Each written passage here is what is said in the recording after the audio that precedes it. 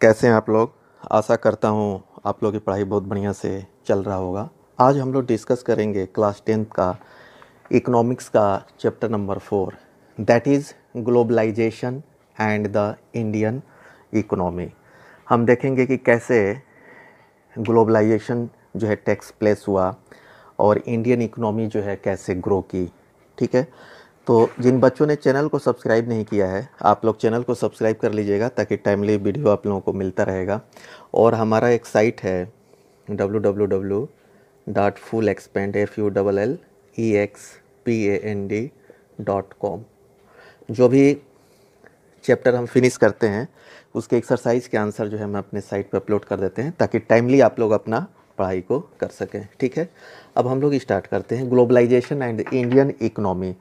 आज आप लोग जब मार्केट में जाते हैं, कोई भी चीज़ जो है ख़रीदना है आपको, कैमरा जैसे आप लोगों को ख़रीदना हो, ठीक है, मोबाइल फ़ोन्स ख़रीदना हो या टेलीविज़न ख़रीदना हो या एनी अदर गैजेट,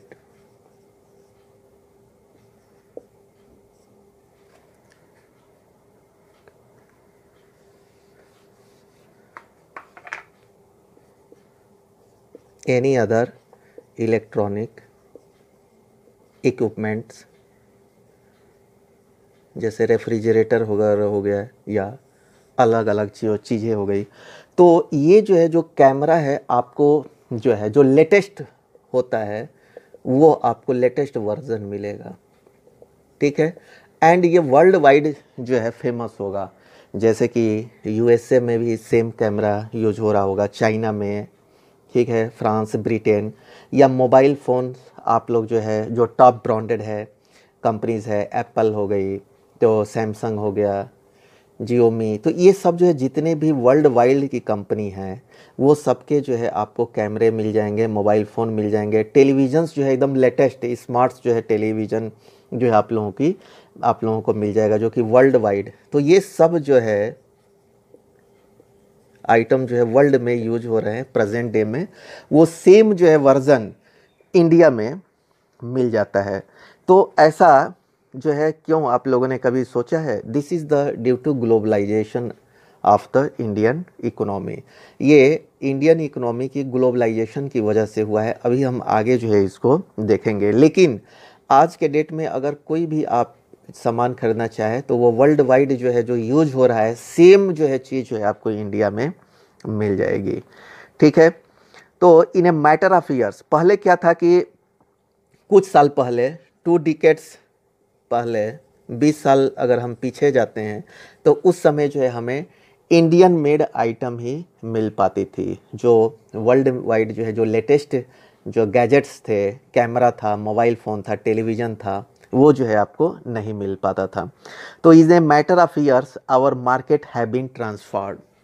तो इस 20 साल में जो है हमारी मार्केट जो है चेंज हो गई है। ठीक है, तो ये कैसे ट्रांसफॉर्मेशन हुआ और इसके क्या क्या फैक्टर्स हैं, ठीक है, ये सब चीज़ें जो है हम इस चैप्टर्स में पढ़ेंगे। ठीक है, तो ये जो है हमने ये देखा कि आज हम कहीं भी जाते हैं तो जो लेटेस्ट इलेक्ट्रॉनिक्स इक्विपमेंट्स जो गैजेट्स हो गए किसी भी फील्ड में, इवन क्लोथ्स वगैरह में भी आप ले लीजिए, not even the electronics item, आप जो है क्लोथ्स कपड़े में भी ले लीजिए, ग्रोसरीज के आइटम में, जो आपको फ्रूट्स वगैरह की जो वैरायटी अमेरिका में यूज होती है, फ्रूट जूसेस वगैरह है, सेम ब्रांड जो है आपको इंडिया मिलेगी। बिस्किट्स ले लीजिए, मतलब किसी भी फील्ड में कोई भी जो है सामान जो है अगर ले ले तो वर्ल्ड वाइड जो है जो आइटम्स जो है यूज हो रहा है वो जो है आपको इंडिया में मिल जाएगा।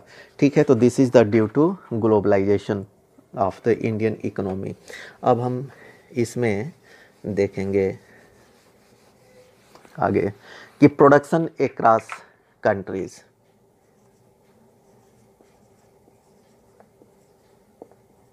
प्रोडक्शन अक्रॉस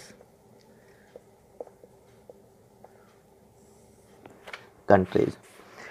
तो until the middle of the 20th century, ठीक है, मतलब कि अगर हम middle of the 20th century, it comes approximate 1950, इसके आसपास जो है production was largely organised within the country. जो भी प्रोडक्शन होता था वो अपने कंट्रीज़ में ही यूटिलाइज हो जाता था। जो है what cross the boundaries of this countries were raw material. जो हम एक्सपोर्ट करते थे वो क्या था, रॉ मटेरियल था। ठीक है, फूड स्टफ्स कुछ हम एक्सपोर्ट करते थे एंड फिनिश्ड प्रोडक्ट।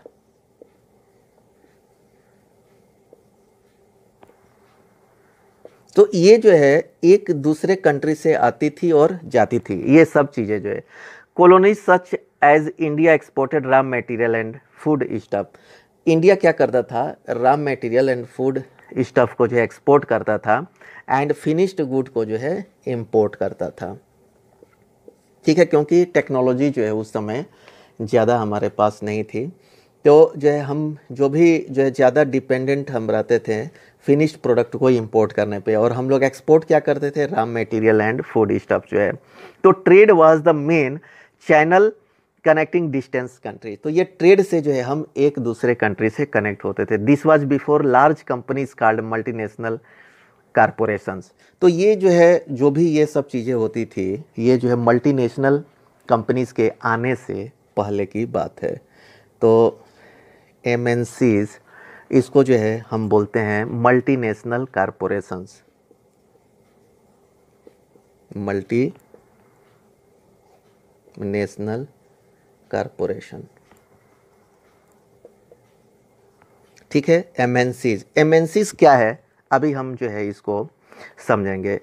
तो MNCs emerged on the scene after the 2 decades। A MNC is a company that owns a control production in more than one nation.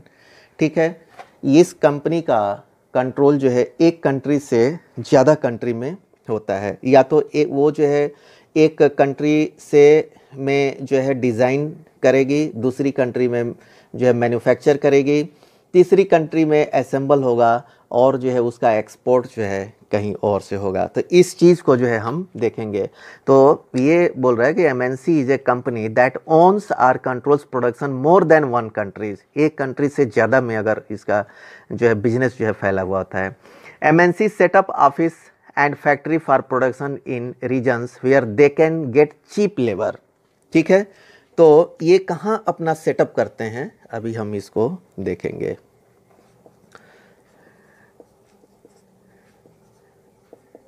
MNC जो है कंपनी वहाँ setup करते हैं जहाँ पे चीप लेबर्स मिले। ठीक है, जहाँ पे जो है चीप लेबर्स मिले, और जो है रिसोर्स है। This is done so that the cost of production is low. ये क्यों वहाँ पे सेटअप करते हैं कि कास्ट ऑफ प्रोडक्शन जो है आपका कोई भी सामान जब उसका प्रोडक्शन करेंगे तो उसका जो है लो रेट में प्रोडक्शन हो, ताकि इससे जो है हाई रेट में बेच करके वो प्रॉफिट जो है उसको कमा सकते हैं एंड कैन गेट अर्न। अब जो है एक एग्जांपल्स हम देखते हैं spreading of production by MNC. MNC कैसे जो है काम करती है, इसके हम बेसिक को जो है समझेंगे। जैसे a large MNC producing industrial equipment design its production in research centre in United states. United states of America में ये जो है डिज़ाइन होता है प्रोडक्ट का। ठीक है, डिज़ाइन, रिसर्च, डिज़ाइन करते हैं, उसको जो है रिसर्च करते हैं पूरा जो है कि किस प्रकार से जो है वो प्रोडक्ट की डिज़ाइन होगी, पूरा उस पर जो है रिसर्च जो है करते हैं। And then has the component manufactured in China. और चाइना में जो है जो भी इसके कंपोनेंट्स हैं उसको मैन्युफैक्चर करते हैं।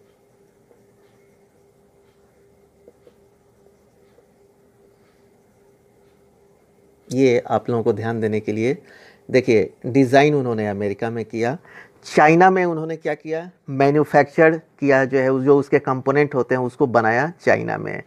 ठीक है, और जो ये जो भी कंपोनेंट जो है जो बन के तैयार हुए वो जो है चला गया मैक्सिको एंड ईस्टर्न यूरोप में।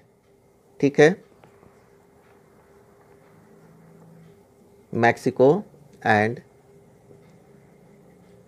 ईस्टर्न यूरोप में where the product are assembled and finished products are sold all over the world. यहाँ पे क्या होता है कि जो भी ये कंपोनेंट है यहाँ पे असेंबल्ड होता है, और असेंबल्ड होने के बाद से ये ईस्टर्न यूरोप से अदर जो है वर्ल्ड में ये लोग जो है उसको जो है शिप करते हैं सेल करने के लिए, ठीक है। Meanwhile the companies customer care is carried out through call centre located in India. अब यहाँ पे देखिए कॉल सेंटर जो है इसका जो है इंडिया में है, तो इस कंपनी का जो है बिजनेस जो है बहुत सारे कंट्रीज़ में हो गए। देखिए यूनाइटेड स्टेट्स में हो गया, चाइना में हो गया, मैक्सिको एंड ईस्टर्न यूरोप में हो गया, और कॉल सेंटर जो है इंडिया में हो गया। तो इस कंपनी ने ऐसा क्यों किया, अब हम एक एक चीज़ को जो है देखेंगे। The goods and services are produce globally. ये जो है जो भी जो है ये गुड्स एंड सर्विसेज जो एमएनसी प्रोडक्ट जो है प्रोड्यूस करती है, ये जो है ग्लोबली जो है इसको जो है बेचती है, ठीक है। As a result production is organise in increasingly complex way. तो जब ये ग्लोबली सामान को बेचा जाता है तो इसका प्रोडक्शन भी कॉम्प्लेक्स होता है। The production process is divided into small parts and spread out across the globe. मतलब इसको स्मॉल पार्ट जो भी प्रोडक्शन होता है उसको स्मॉल स्मॉल पार्ट्स में बांट करके जो है इसको ग्लोबली जो है स्प्रेड किया जाता है। इस एग्जांपल्स में हम देखते हैं China provides the advantage of being a cheap manufacturing location.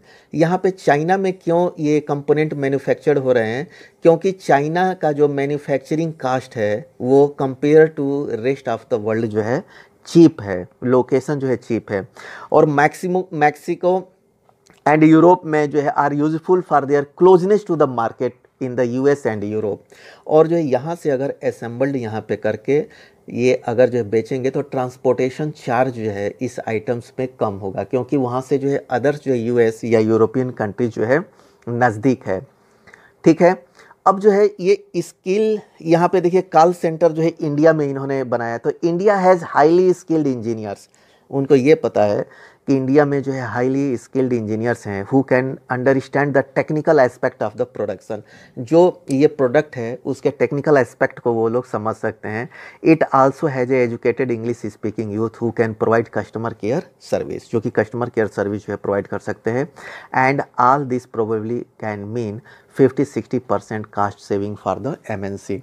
And इस पूरे स्प्रेड आउट में इस कंपनी को जो है 50-60% जो है कास्ट जो है रिड्यूस हो जाता है। प्रोडक्शन कास्ट जो है,